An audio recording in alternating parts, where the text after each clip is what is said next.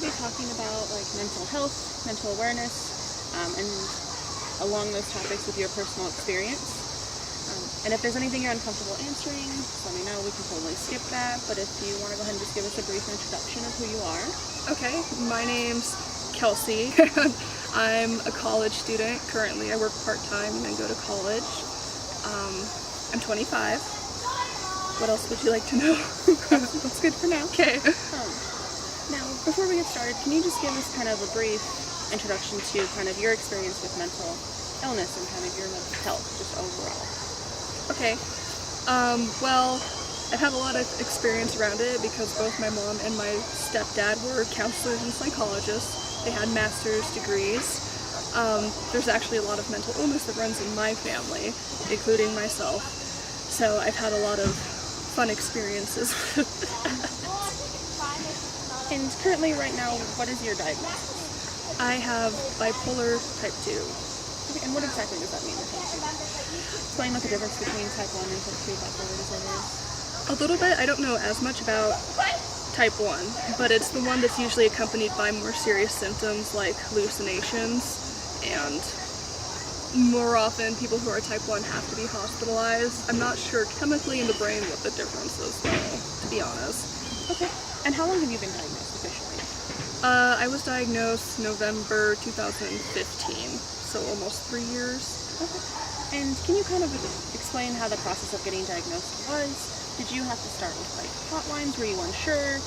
Did your family help out? Like, how did that go? It's kind of ironic because since both my parents were professionals in this field, they never caught on to it, and actually getting diagnosed was harder than hell because I was always diagnosed with depression first, and the medications and treatment for that never really worked for me because in bipolar people, antidepressants actually produce mania. So even though it seemed like I was better, it really wasn't. And finally it just came to the point where I suspected that there was something more going on, and finally I just had to go to one of my doctors and flat out say, I think I'm bipolar, can you check me for that? Oh, that definitely sounds like it was kind of difficult. And after you went to that initial doctor, did they believe you, or did you have any issues like getting diagnosed after that? No, he's the one who diagnosed me, and it went pretty smoothly after that because he's very much the type of doctor that lets you be more involved in your own treatment. He definitely is not one of the ones that tries to be like, you know, I'm right, you're wrong, that sort of thing. So he did the kind of test for it and agreed with me, and then we started treatment to see how I respond to it, and that basically kind of solidified the diagnosis. Okay. And how did your treatment initially start? Was it like a lot of medication? Was it therapy? What was that like? Yeah, I had been doing therapy for a while anyway, and my therapist is actually one of the people who encouraged me to go talk to a psychiatrist about my symptoms more. And then from that doctor, we started with one medication. Most people who are bipolar have to take an average of 3 medications. Currently I'm on 2, and it was just a process of trying it out, upping the dosage, seeing what kind of happened until we dialed it in. Okay. And roughly how long did it take for you to get to where you are now? Like what you think is working for you? Probably a little over 6 months. And it was just all trial and error pretty much from that? Yeah, we had to be taking enough of the medication for it to have an effect, but not so much that I'd get more of the bad side effects from it. And overall, can you just kind of explain day to day kind of what you feel like and what your mood goes through just on like an average day, so not too extreme? Well, it really kind of depends on what part of the year I'm in, because, you know, the bipolar cycles every few months. So during depressed stages, I'll be more depressed. During manic stages, I'll be more high energy and irritable. After the medication, it's kind of evened out to lesser versions of each type. Okay. But most of the time during the day, I would assume I feel what's normal most of the time. But outside things that happen, like events in my life, they definitely cause more of an effect for me, I think, than they do for a lot of people, or I overreact to them. And how would you say that it kind of affects the people closest to you? So family, friends, It boyfriend? really strains relationships with people a lot, especially before I was diagnosed, and being treated. That was the biggest thing for me that made me seek treatment more aggressively, is because my relationships with my friends, my boyfriend, were starting to suffer. And right now, I know any type of mental illness or mental health is pretty taboo. There's a big stigma around it. Nobody wants to talk about it at all. What's your kind of opinion, your general opinion on what it's like in society right now? I agree with that. I think it's a little better than it used to be. I think people are coming around more to ones more like depression and anxiety than they used to, for sure.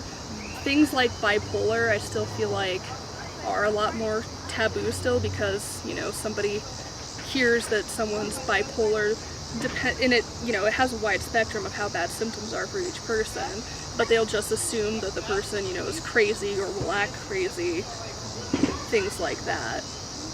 And how do you feel about people that generally just use terms like, oh, she's crazy, or she's acting bipolar, or, oh, I'm triggered, even though those are real things, and most of the time they're not using them in the correct way? Well, triggered, for one, I kind of let pass, because for now I feel like a lot of people, you know, it's evolved into a joke, which is okay.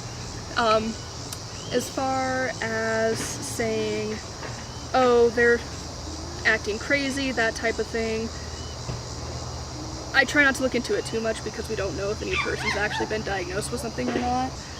The one thing that does bother me is you'll have people say things like, oh, the weather's being so bipolar today, that type of thing. That does bother me, because it just shows me that most people don't know what bipolar actually is. Mm-hmm.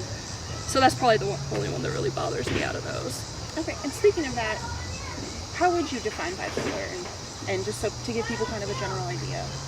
So a lot of people act like it's sort of a black and white thing, like you just change your mind like suddenly all the time, something like that. It's not like that at all. And for different people, the cycle, you could say, is different, because there are rapid cycling people that every few weeks their mood will change. But for me, it's closer between like 6 months and a year. And like I said before, when I'm depressed, I'll be really depressed. When I'm manic, basically what mania is, mine is not definitely very bad anymore since I've been medicated. Now, basically, if I'm manic, I just act irritable to people, or just like a busybody, like have to be cleaning around the house, things like that. It's definitely not the black and white thing like people seem to think it is. No, yeah, it definitely is not. Do you have any advice or any ways that we could just improve people's concept of what it means to be bipolar, or even just mentally ill in general?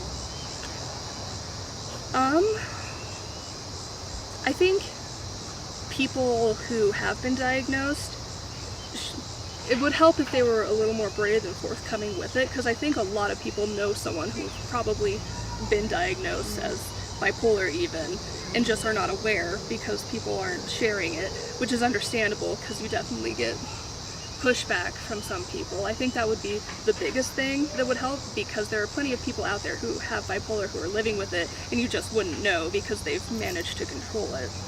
No, that's a very good point. But hopefully, even if it's just to start discussions, we can talk more openly about it and people can get more help. Because right now, 1 in 5 adults is actually suffering with some type of mental illness, and less than 15% of them are actually being treated. Yeah, and so that is the biggest last thing I would say, is to definitely seek diagnosis. I wish I would have been more aggressive about it earlier.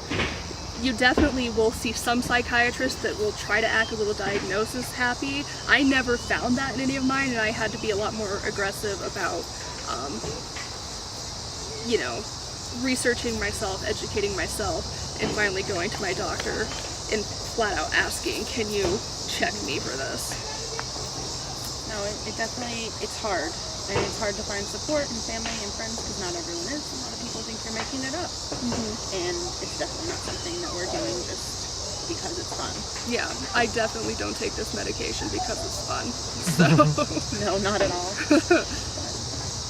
Is there anything else that you would like to add, or anything else you'd like to bring light or shed light on? No, I mean, I think that's just about it. I would say, once again, to listen to yourself, and if you think there's something more going on, to not be afraid to seek out professional help for it. Cool. Well, thank you so much for your time. I appreciate it. Thanks, Brandy.